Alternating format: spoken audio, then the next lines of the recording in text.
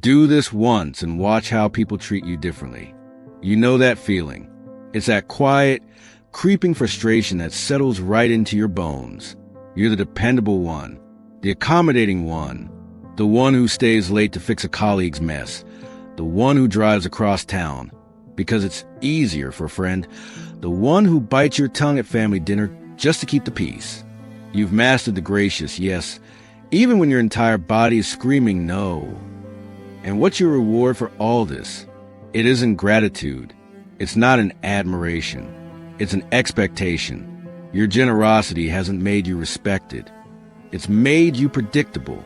Your kindness hasn't made you valued. It's made you convenient. People don't thank you anymore. They just assume you'll do it. Through your own actions, you've taught them that your time, your energy, and your boundaries are infinitely flexible. You feel less like a person and more like a public utility, a resource to be used up. And you're just tired of it. But what if there was a way to flip the entire script? Not through some long, drawn-out fight, not by becoming bitter or angry, but with a single, decisive move. What if, by applying one 500-year-old Machiavellian principle, you could watch, in real time, as the people around you start treating you with the respect you thought was reserved for others? This isn't about changing who you are. It's about teaching people how to finally see the person you've been all along. Chapter 1. The Anatomy of the Doormat. Let's be brutally honest for a second. This role of the eternal people pleaser, it didn't just happen to you. It was built, brick by brick, with every reluctant yes, every swallowed opinion. Every time you put someone else's comfort ahead of your own integrity, you have, essentially, trained people to disrespect you. Because people don't treat you based on who you are. They treat you based on what you tolerate. And you have tolerated far too much for far too long. Think about the invisible contracts you've signed at work. You're the hero who swoops in at 5 p.m. on a Friday to save a project someone else botched. The first time you got praised. The second time, a rushed thanks. Now, the work just lands on your desk, the assumption being you'll handle it. You're no longer a team player. You're the designated shock absorber for everyone else's bad planning. You've taught them that their emergency is your responsibility. In your friendships, you're the low-maintenance one. You're always the one who travels, who adapts, who understands when they cancel at the last minute. You've told yourself this makes you easygoing. But look closer. Is the favor ever returned? Or have you just become the path of least resistance? The one time you ask them to make an effort, you're met with excuses and a subtle guilt trip, as if you're being unreasonable for asking for the same respect you give so freely. And with family, you're the peacemaker. You navigate the minefield of old grudges and fragile egos, usually at the cost of your own sanity. You absorb the sharp comments, mediate the fights, and carry the emotional weight nobody else wants. You do it from a place of love, but the result is that your own needs have become totally invisible. They don't see a person with limits. They see a diplomatic service that's always on call. This pattern is a slow poison. It starts with wanting to be helpful, but it festers into a quiet, burning resentment toward the very people you're trying so hard to please. You feel unseen, unheard, and just fundamentally undervalued. This is a tragic irony of the people pleaser. In your relentless quest to be liked, you've sacrificed the one thing real connection is built on: respect. You aren't seen as kind. You're seen as weak. And as Machiavelli understood with chilling clarity, prolonged leniency doesn't create loyalty. It breeds contempt. He knew that when you make something endlessly available, people don't learn to appreciate it. They learn to exploit it. You've made your respect, time, and energy so abundant that they become worthless. The problem isn't them. It's the standard you've set. And the only way to fix it is to burn that old contract. Chapter 2. The Machiavellian Revelation. So what's the answer? Do you become cold and cruel? Start keeping a scorecard of favors? No, that's exhausting, and frankly, it's beneath you. The Machiavellian move is far more elegant and powerful. It's a strategic strike, not a war of attrition. The key lies in one of the most potent observations from Niccolo Machiavelli's The Prince. While his advice was for rulers managing a state, the psychological principle he identified is the key to your social transformation. He wrote that injury should be inflicted all at once, so they taste less and cause less offense, while benefits should be given out little by little, so their flavor may last longer. Now, let's translate that from a 16th century Italian court to the modern battleground of your life. The injury Machiavelli talks about isn't violence. For you, the injury is the sudden, sharp, and total withdrawal of your excessive accommodation. It's the shock you deliver to the system of those who have grown used to your infinite compliance. It is the moment you finally, and without apology, say no. And why does this injury have to be delivered all at once? Because that's the genius of the strategy. When you try to set boundaries slowly, saying no one day but caving the next, offering a weak excuse, signaling your boundary is negotiable, you aren't seen as strong. You're seen as difficult. Each little act of resistance is tasted. It becomes a series of small, annoying arguments that invite people to wear you down. The conflict drags on, and the power dynamic never really shifts. But when you deliver the injury all at once, you perform a single, clean break. It's one decisive, powerful act that permanently changes the rules. A firm, unapologetic no to an unreasonable request isn't an insult. It's a declaration. It's a statement of fact that your boundaries are no longer up for debate. The shock is so profound that it minimizes long-term resentment. People are surprised, maybe even annoyed, but the message is so clear there's no room to argue. They learn the new reality because you've left them no other choice. Now, think about the second half of that principle. Benefits ought to be given little by little, so that the flavor of them may last longer. The benefits are your acts of kindness, your help, your yes. When you were giving them away for free, they had no flavor. They were as common as tap water. But once you've delivered that singular injury of no, your yes becomes a rare and valuable thing. It becomes a benefit that is given little by little. When you do choose to help now, it's seen not as your obligation, but as a deliberate, generous choice. Your help is no longer expected. It's appreciated. The flavor of your kindness lasts, because it's no longer the default. It's a gift. By making your compliance scarce, you have made it precious. You stop being a public utility, and you start being a sovereign state, with clear borders that demand respect. Chapter 3, The Moment of Truth. Theory is one thing, but action is another. The real test comes in the execution. This isn't about rehearsing a big speech. It's about cultivating an inner resolve that's so solid. It radiates from you without you having to say a word. But when the words do come, they must be calm, precise, and final. Here's how you execute your one decisive Machiavellian move. Step 1. Pick your arena. You can't fight a war on all fronts. Where's the pattern of disrespect the worst? Is it with one specific colleague? A particular friend? A demanding family member? Choose your ground. Focus your energy on the one relationship where the imbalance is most damaging. This is your testing ground. Win a decisive victory here, and you'll have the strength to apply the principle everywhere else. Step 2. Wait for the inevitable test. Once you pick your arena, you just have to wait. And trust me, you won't wait long. The person most used to your compliance will, out of pure habit, overstep again.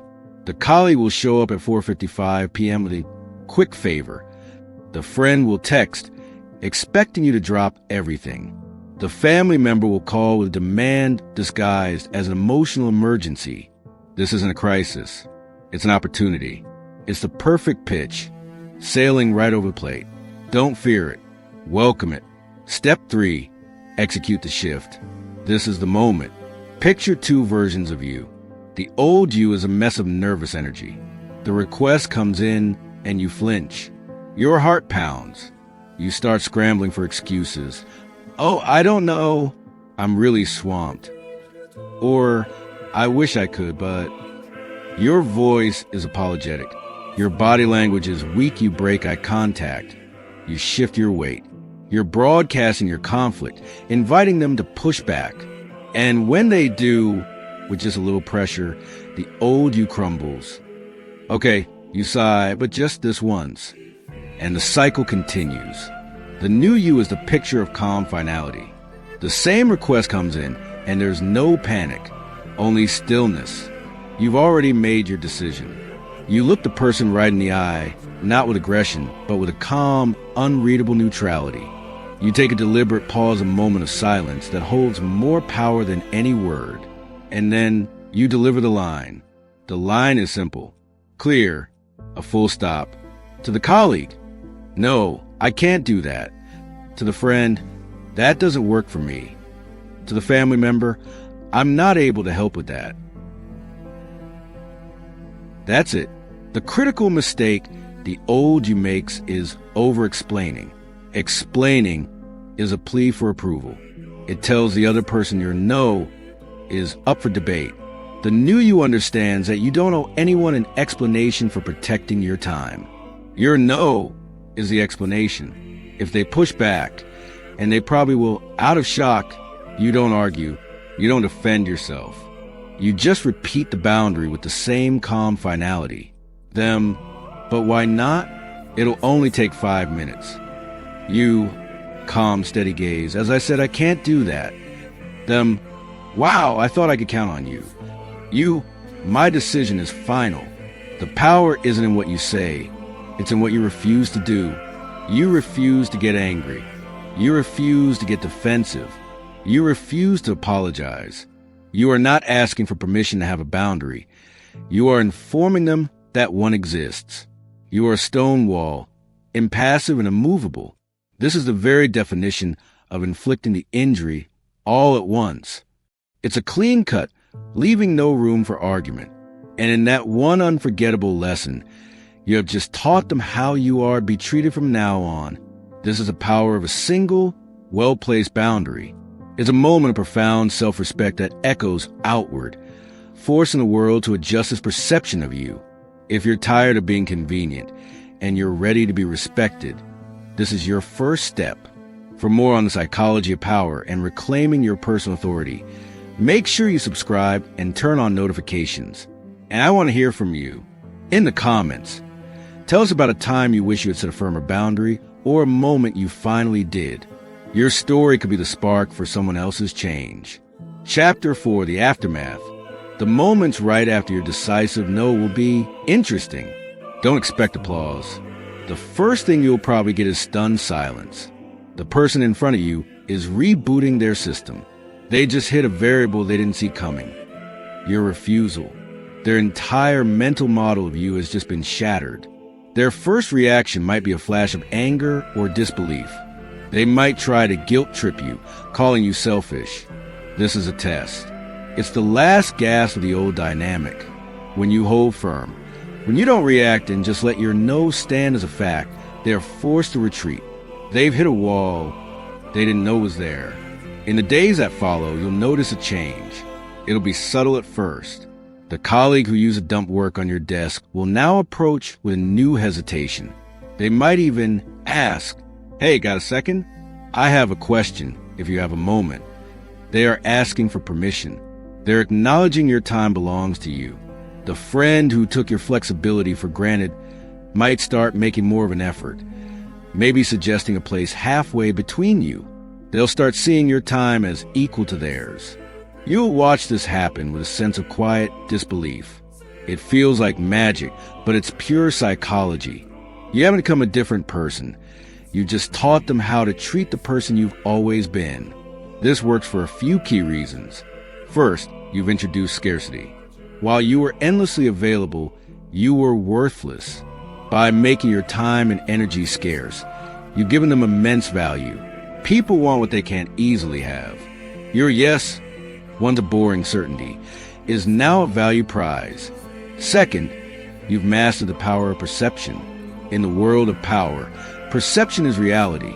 By acting with calm authority just once, you've completely changed how you're seen. You're no longer the pushover. You're someone with firm boundaries who must be approached with consideration. People are reacting to the new image of you that you projected. Third, you've established a consequence. Before, there was no consequence for overstepping. Now, there's a clear one, your refusal. They now understand there is a line, and crossing it means they lose access to the help they once took for granted. That's what ensures their future respect. You'll find this as a ripple effect. The respect you command in one area will bleed into others.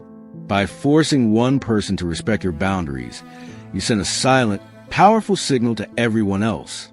You haven't just changed one relationship. You've upgraded your entire social operating system. Chapter 5, The Deeper Wisdom. But don't think of this as just some clever line to use when you're overwhelmed. That's missing the profound philosophy at its core. Decisive action isn't the end goal. It's the beginning. It's an initiation into a new way of being. The real transformation isn't external. It's internal. The moment you deliver that calm, firm no, you aren't just talking to a colleague or a friend. You're talking to yourself. You're telling the part of you that has felt small and invisible that it deserves protection. You're announcing that your peace is more important than someone else's convenience. The respect you see from others is just a mirror of the respect you finally granted yourself. You are the sole guardian of your own value. Nobody is going to gift you respect. You have to set the price tag yourself. For too long, you've been giving away your most precious resources for free, then feeling resentful when they're treated as worthless. This one act is your declaration of value. A word of caution, though, this principle, like any powerful tool, can be misused. The goal isn't to become a tyrant, using your no like a weapon to isolate yourself. Machiavelli himself warned that inspiring hatred is a fatal strategic mistake. The beauty of the injuries all at once principle is that it's designed to avoid that. A single, clean break establishes a boundary without the drawn-out bitterness of a long fight. It's a surgical strike, not a brutal siege. The goal is to command respect, not fear. Once the boundary is set, you can afford to be generous again, but this time on your terms. Your yes will be a gift, not an expectation, and it will be received with the gratitude it deserves. For years, you've been operating under a lie. You believed the path to being valued was through infinite giving. You made yourself endlessly accommodating, endlessly agreeable, and in return, you became endlessly convenient. You became invisible. The path to respect isn't paved with 1,000 acts of compliance. It's forged in a single moment of refusal. It's the moment you decide your peace is not for sale. It's the moment you deliver one swift, clean injury to the expectations of others by withdrawing your endless supply of yes. Do it once and do it decisively. Deliver a no. That isn't an apology, but a statement of fact. A boundary that isn't suggestion, but a law. Watch the shock. Watch the recalibration. And then watch as the world begins to reflect the self-respect you finally claim for yourself. They won't love you less. They will respect you more. Stop being a convenience. Start being a power to be reckoned with. Teach the world your value. Not by what you're willing to give, but by what you are no longer willing to surrender.